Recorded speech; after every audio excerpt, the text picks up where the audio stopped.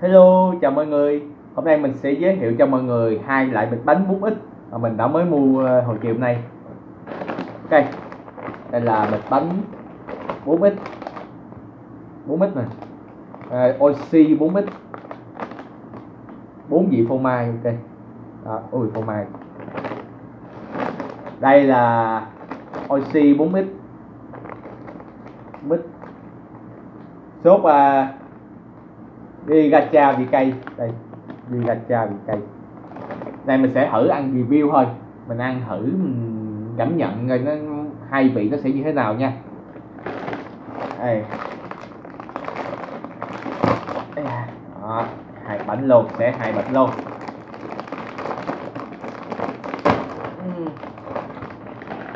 Nếm thử hai cái coi nó sao. Mình thử sơ vị phô mai.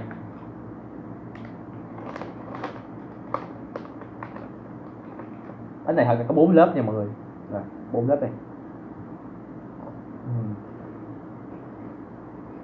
Nó mặn mặn. Nói phô mai nó đậm lắm. Phô mai đậm ngon gì đi.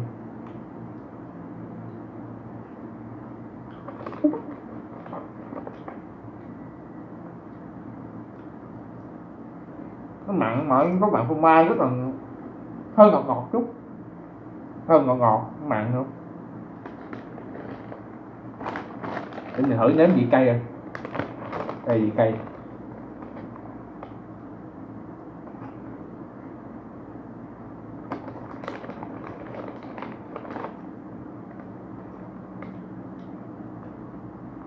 Hơi he chứ không phải là cay lắm, nhưng vẫn có vị ngọt của cái bánh này.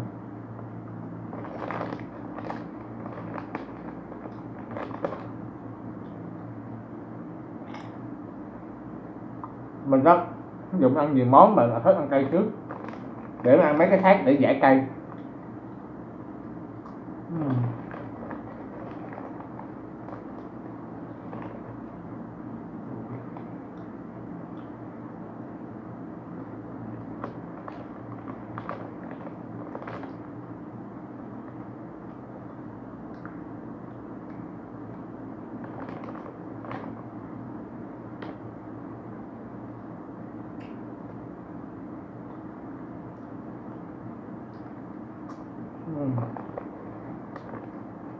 Ngon, bún đúp.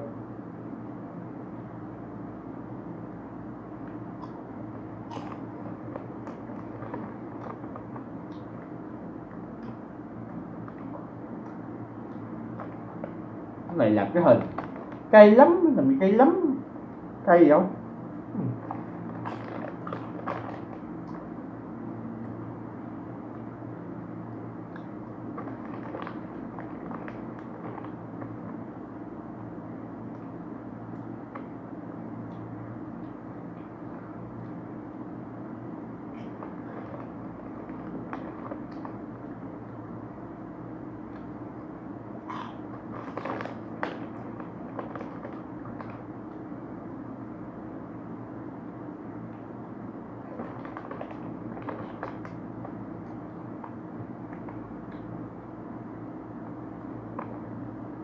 Bên này á, mua ở bên ngoài là nó bán tới 5.000 bịch lớn, mà mình tìm rất là khó nha.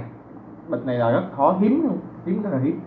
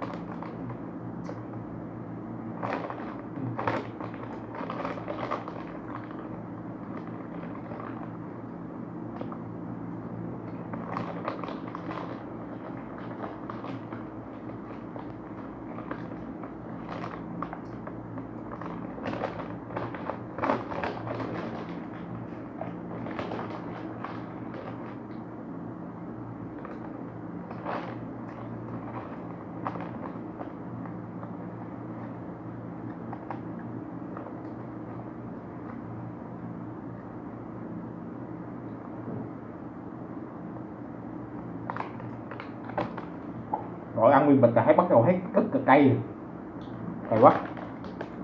Các bạn cũng vừa sức với mình.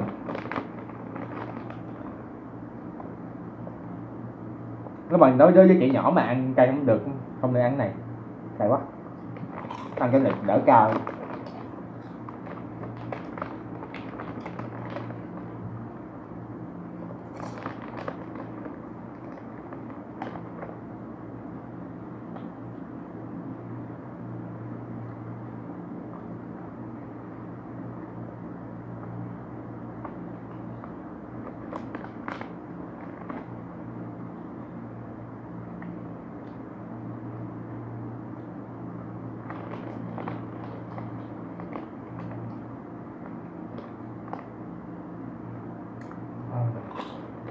Mời mọi người à.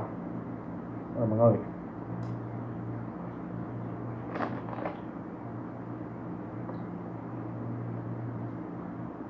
Ăn phô mai nhiều quá, nhiều thêm chắc lên cân luôn á mọi người ơi. Bánh này phải mua, phải ăn hết chứ.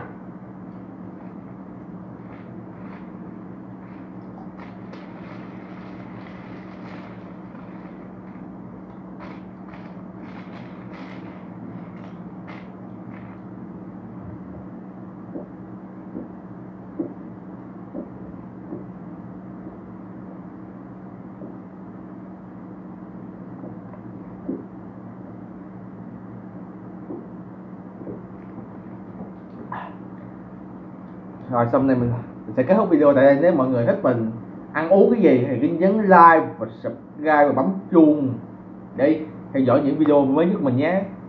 Tạm biệt mọi người, chúc mọi người có một ngày tốt lành. Bye bye.